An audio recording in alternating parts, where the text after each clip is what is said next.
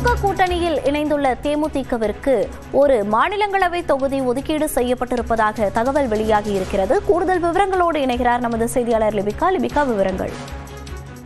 மோனிஷா, தேமுதிக கடந்த 19ஆம் தேதி வருகின்ற இந்த சட்டமன்ற தேர்தல் 2026 கூட்டணியை உறுதி செய்யும் வகையில் திமுகவுடன் இந்த கூட்டணியை உறுதி செய்யப்பட்டிருக்கின்றது.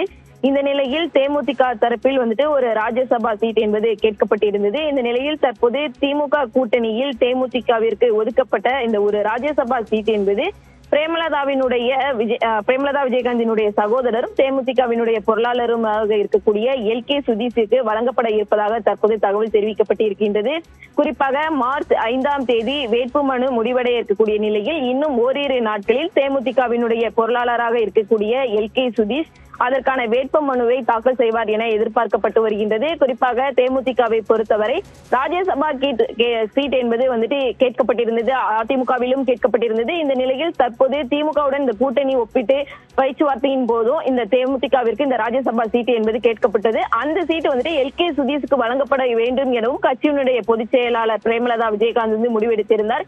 இந்த நிலையில் தற்போது திமுகவுடன் இந்த கூட்டணி பேச்சுவார்த்தை என்பது அடுத்த ஒரு நாட்களில் தொடங்க இருக்கக்கூடிய நிலையில் தொடர்ச்சியாக வேட்புமனுவை 5ஆம் தேதிக்குள் கட்சியினுடைய பொருளாளர் எல்.கே. சுதீஷ் வேட்புமனுவை தாக்கல் செய்வார் என எதிர்பார்க்கப்பட்டு வருகிறது. மோனிஷா, விவரங்களை பதிவு செய்தமைக்கு நன்றி லிபிகா.